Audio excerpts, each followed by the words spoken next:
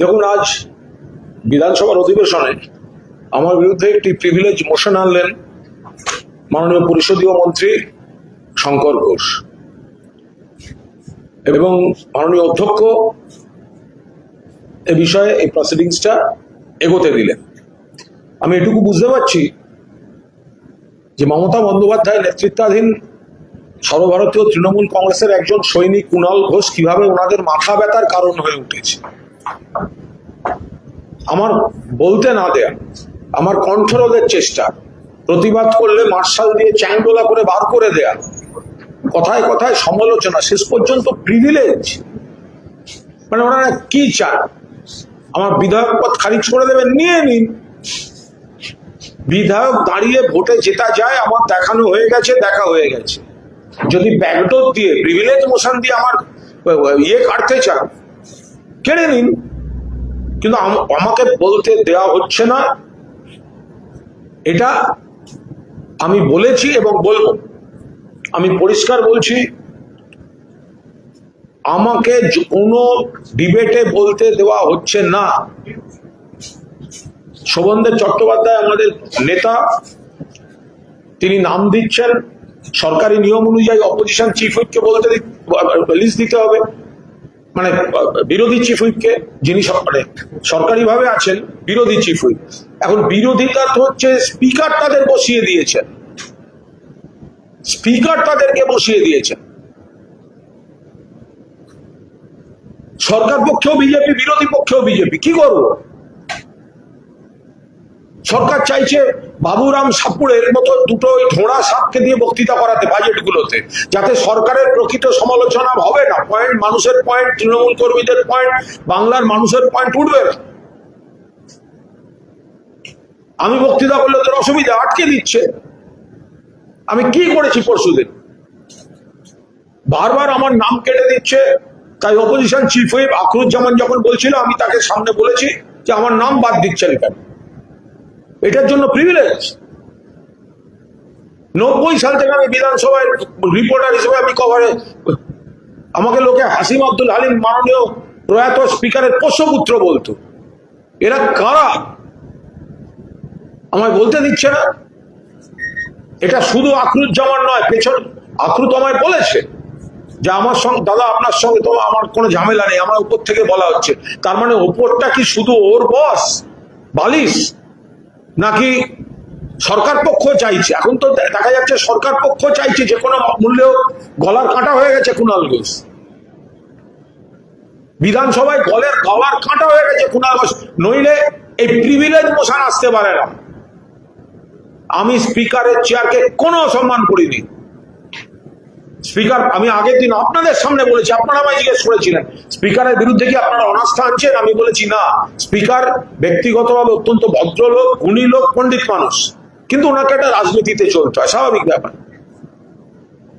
আমি স্পিকার চেয়ারকে অপমান করিনি। আমি অপোজিশনের চিফ হুইপকে বলেছি, যাকে স্পিকার বসিয়েছেন। আজকে শঙ্কর ঘোষ প্রিভিলেজ মুভ করলেন, স্পিকার রুলিং দেবেন। আমি আবার স্পিকারকে এক্ষুনি একটা চিঠি দিয়েছি, এক্ষুনি। আমি এসব প্রিভিলেজ লিখিনি, আমি চিঠি দিয়ে এসছি ওনার প্রাইভেট সেক্রেটারিকে, যে এক্ষুনি এটা সাহেবকে ধরান, যে আমাকে বলতে দেওয়া হচ্ছে না। আমি আজকের বাজেটেও বলতে চাই, কারণ আমাকে আজকেও আমার দলনেতা Sovandeb Chattopadhyay opposition chief whip আখরুজ্জামানের কাছে আমার নাম দিয়েছে এবং সূত্রের খবর সেটা আবার কাটা হয়েছে। তাহলে স্পিকার, মহামান্য স্পিকার, আপনি কাস্টোডিয়ান অফ দ্য হাউস। যদি কোনো মেম্বার ডিপ্রাইভ মনে করে, কনস্পিরেসি হচ্ছে মনে করে, আপনি ব্যবস্থা করে দেবেন বলার। আমি সরাসরি স্পিকারকে এখনই চিঠি দিয়ে এসেছি, দেখবো এরপর উনি কি কি করেন। যেটা আমার বিরুদ্ধে বলা হয়েছে যে আমি হাউসকে অপমান করেছি, ভুল। বলা হয়েছে আমি স্পিকারকে অমান্য করেছি, ভুল। আমার সঙ্গে যে চক্রান্তটা করা হয়েছে সেটা কলঙ্কের, সেটা কাপুরুষতার, সেটা সামনে এই বিজেপির দালালটাকে রেখে করাচ্ছে হচ্ছে সরকার পক্ষ। কি করে হতে পারে? আমি তো বলে দিলাম, আজ বলতে বাধ্য হলাম।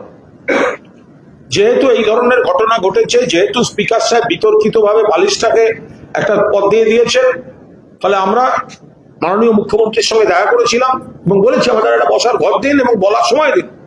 মুখ্যমন্ত্রী বলেছিলেন ঘর দেবেন। মুখ্যমন্ত্রী এও বলেছিলেন যে ওনাদের ওখানে অনেক সিনিয়র লোক আছে, ভালো স্পিকার আছে, ওদের সময় দিন। আমাদের সামনে শঙ্কর ঘোষকে ডেকে বলেছে। তখন ঠিক হয়েছিল আমাদের দিক থেকে কে বলবে সেই নামটা শোভনদেব চট্টোপাধ্যায় দিয়ে দেবেন। ওরা এখন বলছে আপনি যার নাম দেন কুণাল ঘোষের নাম দিতে পারবেন না। এ তো মহা সমস্যা। এটা আমার দেখুন, আমার জীবনের তো কোনো ক্ষতি হচ্ছে না, বক্তৃতা করতে পারছি না, আমি তো মানুষকে আমার কথাটা ঠিকই বলবো কোনো না কোনো ফরম্যাটে, কিন্তু বিধানসভায় দাঁড়িয়ে আমাকে বলতে দেওয়া হবে না দিনের পর দিন, আর তার প্রতিবাদ করলে আমার এগেনস্টে প্রিভিলেজ আনা হবে। এ তো ফ্যাসিবাদী আচরণ। মানে আর কি ভাবে কণ্ঠরোধ করা যেতে পারে? আমার ভাবতে ভালো লাগছে যে আমার মতো একজন সাধারণ সৈনিককে একটা গলার কাঁটা ভেবে বসে আছে, ভয় পাচ্ছে, নইলে আমাকে আমার মুখ বন্ধ করা এইভাবে চেষ্টা করতে পারে না। কে আমি? 294 জনের মধ্যে আমি একটা এমএলএ, তাকে নিয়ে চলছে। এটা হতে পারে কখনো? আমি যদি একটা দুটো বক্তৃতা করি তাতে কার কি ক্ষতি হয়? ক্ষতি হচ্ছে কাদের কাদের? অ্যাকচুয়ালি সরকার পক্ষ চাইছে নির্বিষ বিরোধী। আমাদের বেঞ্চটা মমতা বন্দ্যোপাধ্যায়ের নেতৃত্বে আমাদের বেঞ্চটা যারা আছি প্রকৃত বিরোধী। আমরা এমন কিছু প্রশ্ন তুলছি নিজের এলাকার, এমন কিছু প্রশ্ন তুলছি সারা বাংলার, যেটা সরকারের সমস্যা হতে পারে বা সরকার অস্বস্তি হচ্ছে। সেই কারণে যারা একটু কড়া বক্তৃতা দেয়, যুক্তি দিয়ে বক্তৃতা দেয়, তাদের ব্লক করা হচ্ছে। এবার ভাবুন, আমাকে বলতে দেবে না, কিন্তু আমার বদলে কাকে বলতে দেবে সেই নামটা কিন্তু এখনো বলেনি। ফলে একটা লোক তো প্রিপারেশনও নিয়ে আসবে। আমার বদলে যদি কারোর নাম দিচ্ছে, সে তো জানতে পারবে একটু বাদে, সে তো জানে না যে কাকে দিচ্ছে। একজন কিভাবে বক্তৃতা করবে বাজেট বিতর্কে, এত গুরুত্বপূর্ণ বিষয়, অর্থাৎ ডায়ালুটেড, জোলো করে দাও, জোলো করে দাও, জোলো করে দাও। অত্যন্ত দুর্ভাগ্যজনক। আমি তো আবার বলছি, কি চায়? আমাকে হারাতে পারেনি, ভোট লুটের সব রকম চেষ্টা করেছে, আমাকে হারাতে পারেনি। প্রিভিলেজের স্পিকারের রুলিং দিয়ে আমার এমএলএ পদ খেয়ে ব্যাকডোর দিয়ে আমাকে হারাবার চেষ্টা। তো আরে মানুষের দরবার আছে, খোলা আছে, এমএলএ হওয়ার জন্য জন্মায়নি। মমতা বন্দ্যোপাধ্যায়কে কৃতজ্ঞতা জানাচ্ছি, নমিনেশন দিয়েছেন। দলের কর্মীদের কাছে কৃতজ্ঞতা জানাচ্ছি, নমিনেশন দিয়েছেন, আপনারা কাজ করেছেন। মানুষকে কৃতজ্ঞতা জানাচ্ছি, ভোট দিয়েছেন। কুণাল ঘোষ বেলেঘাটা থেকে নির্বাচিত হয়ে গেছে। এবার এই ব্যাকডোর দিয়ে প্রিভিলেজ এনে আমাকে বিড়ম্বনায় ফেলা আর আমার এমএলএ পোস্ট খাওয়ার তাল, তাতে আরো বেশি করে এস্টাবলিশ হচ্ছে কুণাল ঘোষ। তাকে এরা ভয় পাচ্ছে। আমাকে কি সভ্যতা ভদ্রতা দেখাচ্ছে? আমি যখন এমপি ছিলাম আমি দেখিনি পার্লামেন্টে কিভাবে এই বিজেপি, ডক্টর মনমোহন সিং প্রধানমন্ত্রী ছিলেন, দিনের পর দিন সভা অচল করে দিয়েছিল, ওয়েলে নেমে এসে গোটা অধিবেশন বাতিল করে দিয়েছিল। তারা শিষ্টাচার শেখাবে? তাহলে এমন কিছু কিছু ব্যাকটেরিয়াল ইনফেকশন হয় যেগুলো কিন্তু অনেক সময়তেই ট্রিটমেন্ট করে দিলে দেখা যাচ্ছে যে একটা প্রিটার্ম লেবার বা মিসক্যারেজ আমরা প্রিভেনশন করতে পারি। কিছু কিছু ধরনের ইউট্রাইন অ্যাবনর্মালিটি থাকে, যেমন ধরে নিন কারোর ফাইব্রয়েড পলিপ গ্রো করছে, অথবা জেনেটিক্যালি কারোর একটা অ্যাট বার্থ একটা ইউট্রাসের মধ্যে সেপ্টাম ছিল, সেইগুলোও কিন্তু পরবর্তীকালে একটা মিসক্যারেজের কারণ হয়ে দাঁড়ায়। তার সাথে সাথে অ্যাড হয় উইক সার্ভিক্স, অর্থাৎ সার্ভিক্স কিন্তু জরায়ুর মুখ কিন্তু এতটাই উইক যে সে কিন্তু নর্মাল প্রেগনেন্সি ধারণ করতে সমর্থ নয়। আরও কিছু কিছু কারণ, যেমন ধরে নিন কারোর প্রচুর হেভি ওয়েট বা হেভিলি স্মোক করে বা খুব হেভি ইনটেক অফ অ্যালকোহল যাদের আছে, তাদের ক্ষেত্রেও কিন্তু অনেক সময় দেখা যায় এই মিসক্যারেজ একটা মেন সমস্যা হয়ে দাঁড়িয়েছে।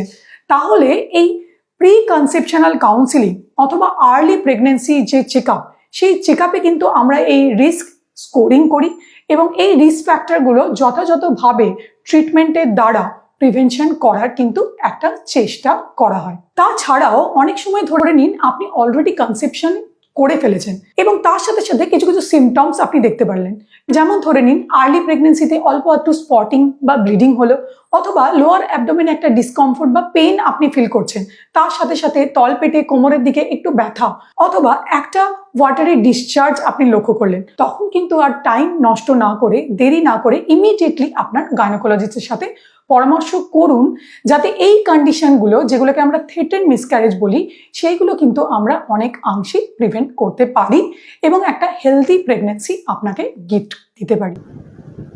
তারা শিষ্টাচার শেখাবে।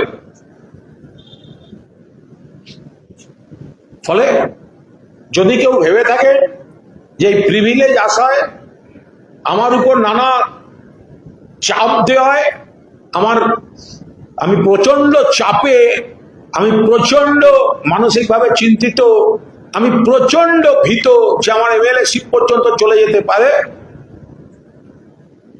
তাহলে আমাকে এখনো আপনারা চেনেন। Ma, there's this new Bengali matrimonial website, BABandhan.in. It's safe, verified, and just for us. Really? देर न करें, आज ही रजिस्टर करें।